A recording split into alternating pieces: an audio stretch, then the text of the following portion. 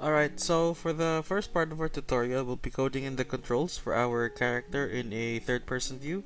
So if you're already familiar with games like World of Warcraft, Warframe, Genshin, chances are you already know what kind of third-person view I'm talking about.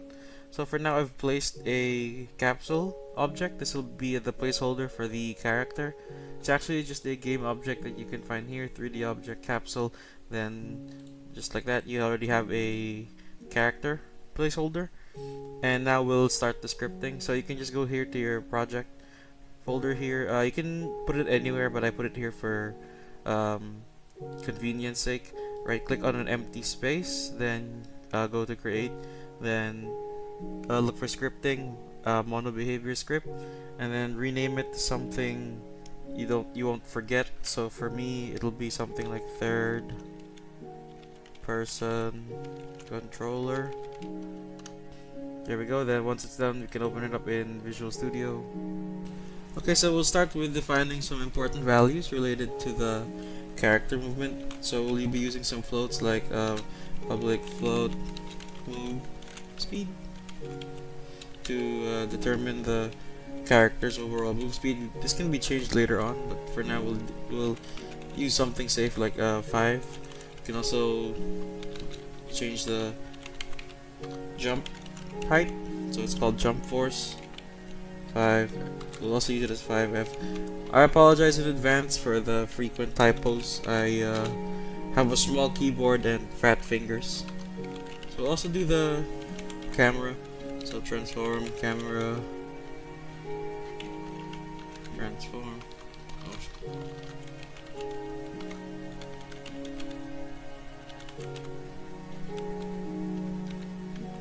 That we can also add the values for gravity if you want your.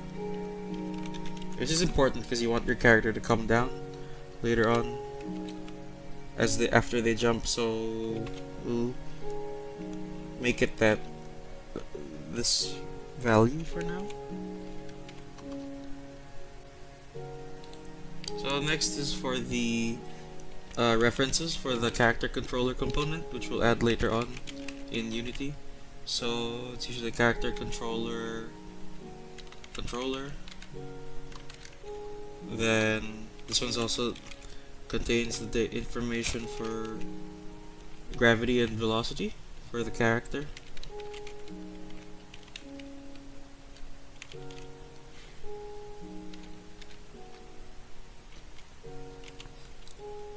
And then private boolean is grounded checks if our character is already on the ground. So next we're going to do the initial setup for the start method. So void start and then controller. Yeah, that's the one, get component character controller. What this does is that it grabs the character controller component, which we'll get again from Unity later, from the player so we can move it properly. So now we'll do the update method for movement and jumping. So void update is grounded equals controller. Oops, controller is grounded. Yep, that's the one. And then an if statement, if is grounded,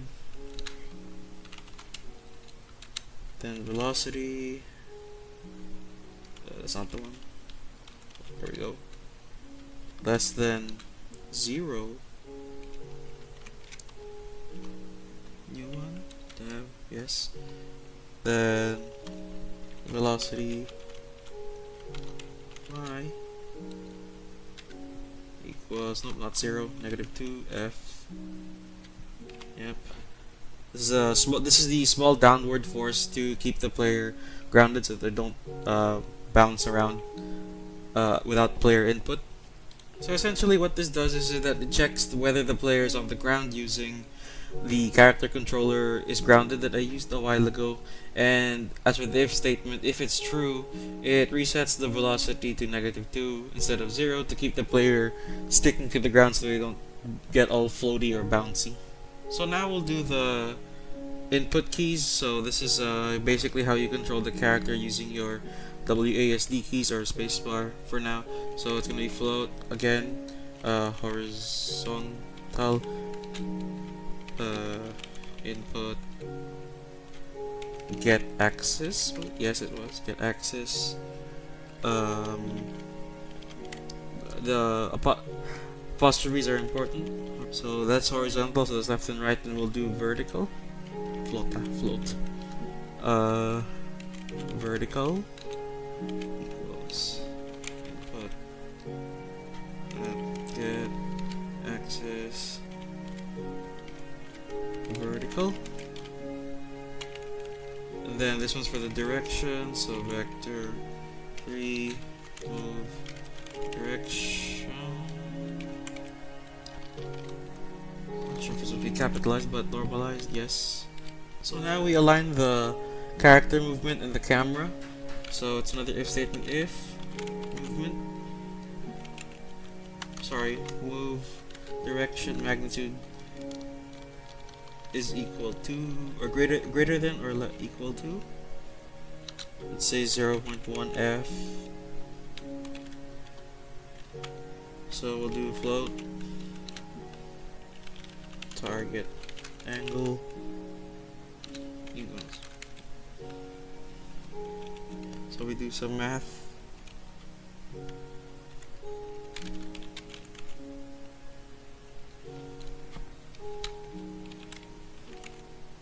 Again. Then we move on to the rotation. Transform. Rotation.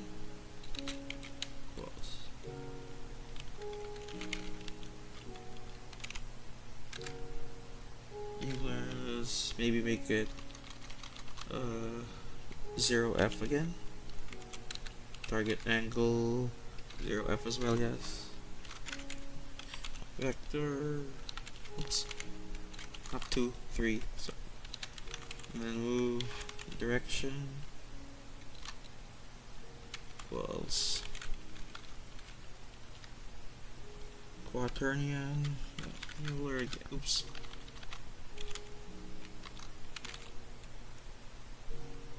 Yes, Euler. Should it be? Yes, we'll make it 0f again.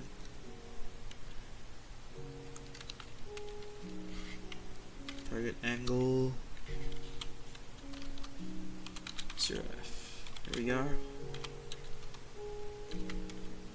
Divided by vector 3 forward. I'll always keep forgetting the spacing. Also keep putting a semicolon at the end out of habit. My apologies. So the controller movement again.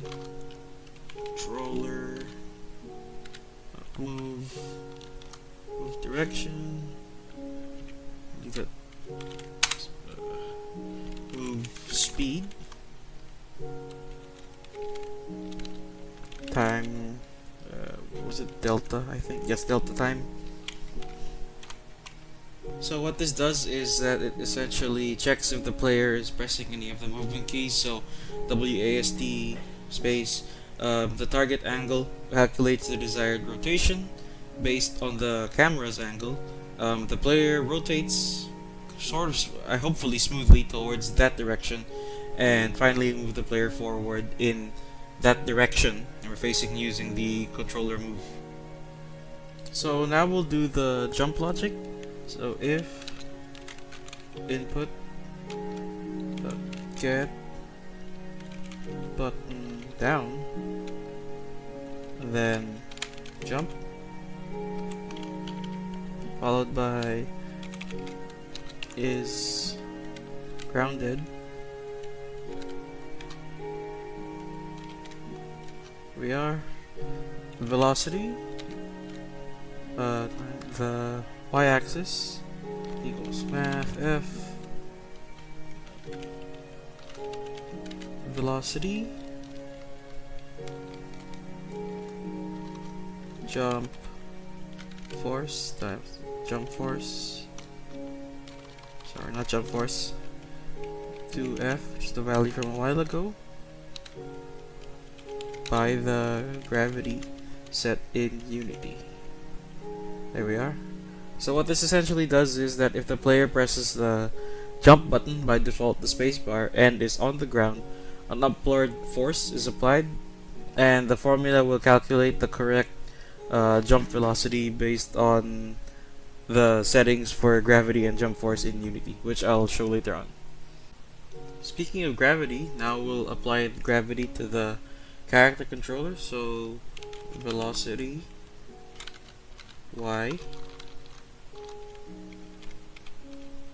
plus minus gravity by time delta time, and then the controller move velocity time delta time. There we go. So essentially what this does is that gravity will constantly pull the player downwards when they are in air, so that they don't float continuously upwards, and we update the velocity every frame so that the player falls naturally when jumping or walking on edges, so it doesn't look like they're getting pushed or punted downwards. This all looks good for now. We'll test it out in Unity. We save it here, then we'll check back in Unity. So we'll simply drag this to the capsule like so. So you can see the script is here. Add component, we'll add the character controller, and then as you can see here it says camera transform, so we move the main camera from the hierarchy over here, simply drag it there, then we'll see if it works. So it does work, however the camera doesn't follow the player, so we'll have to add another script that actually attaches to the camera instead. So to fix this, I think we need to make a script that changes the main camera. For that, we need to make an empty game object first. So you right click on the hierarchy, create empty, and then rename it again to something simple to remember. So I'll use third person camera, and then select it here, grab to the scene, then just position it slightly behind the player, not too much though, but just a little bit.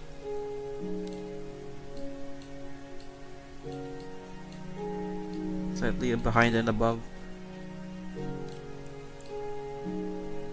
So kind of like typical third-person MMORPGs and action games. The camera isn't directly behind, but more like at a slight pivot towards the top. There we go. That should be okay. Then we'll make another script. Scripting on a behavior script, then we'll name it the same. So third person camera. There we are. Then we open this up in Visual Studio. Right, so now we'll actually make a proper camera script for the character. So we'll start with public transform target. This is gonna be the player. Public vector 3 offset new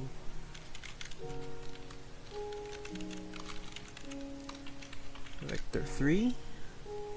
Then the coordinates should be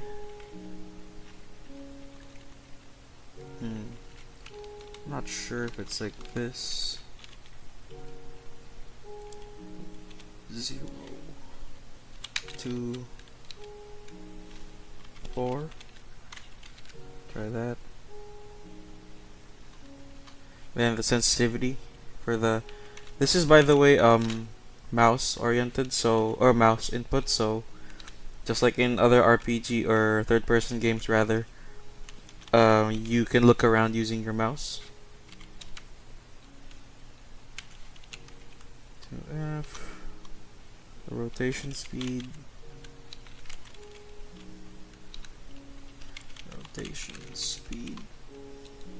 Make that 5.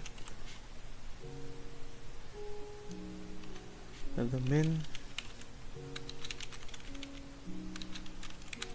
Oops. And y.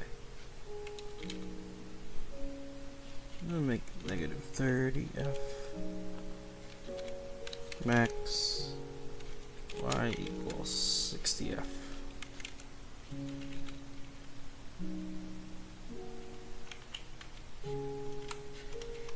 Then we'll also change the pitch and the yaw.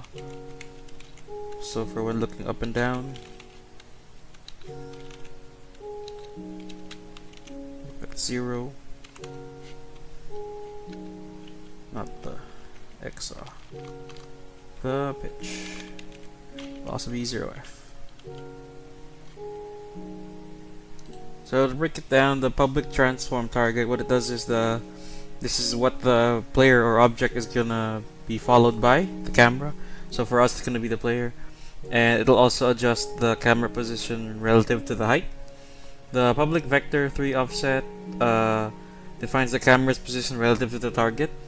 So it says 0, 2, 4. So this places the camera, I think, roughly 2 units above and 4 units behind the player, hence the negative. The public float sensitivity obviously pertains to the sensitivity of the camera to mouse movement. You can increase it or decrease it depending on your tastes. Higher sensitivity means faster camera rotation, and a lower value means lower, so it's just like in shooter games.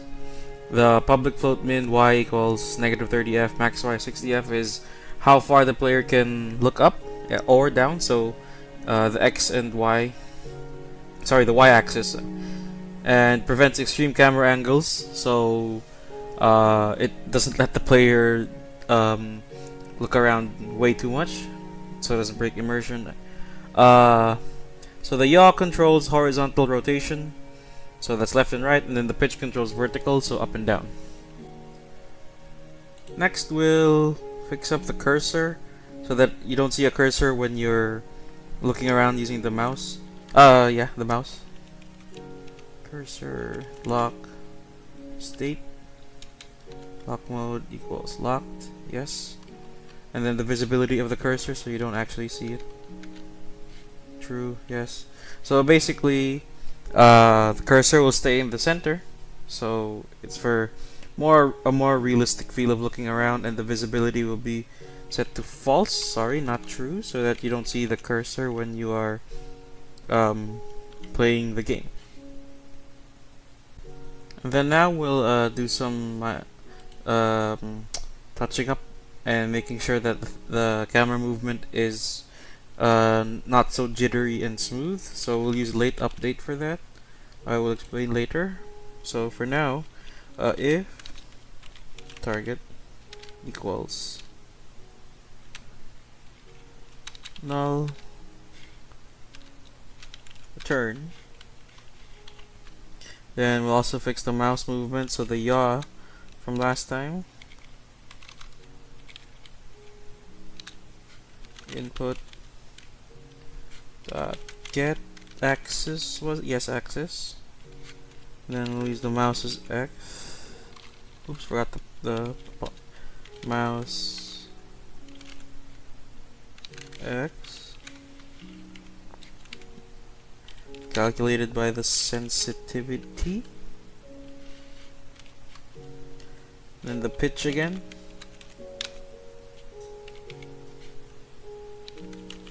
same as I might as well just copy paste this part.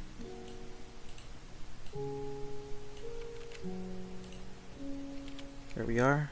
Except we'll change mouse X to mouse Y, but still calculated by the sensitivity. Then pitch, mouse F clamp, clamp, pitch, minimum Y, maximum Y. Sorry, not minus, equals, there we go. And then this is the rotation for the camera based on mouse movement, so it's our old friend Quaternion. rotation. Oh, rotation. False. Euler. So pitch, and then the yaw. 0. Position is equal to the target position, I think, plus with the rotation, and then multiply by the offset. So this is for looking at.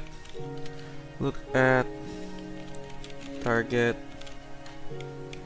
position. Oh, target position was vector 3 back up, up by, let's say, 1.5f. There we are. So should be good. Alright, so back in Unity, this is the script here. Before we go anywhere, we have to make sure that the main camera is a child of the third person camera object. So just drag it down here. There we go. Attach it to that. Drag it to the third person camera so that it becomes a child. Then we drag the script to the third person camera. Here we are. You can see that. Oops. Then we drag the target, which is the player, so the capsule over here. Drag it over here. It should go. Then we test it out, see if it works. There we are. It works. That's all for this part of the tutorial. We'll move on to the next one later on. What's up, guys? It's me, Aldrich. I just want to say thank you so much for the support. Please leave a like, comment, and subscribe. And remember to seize the day. Thank you.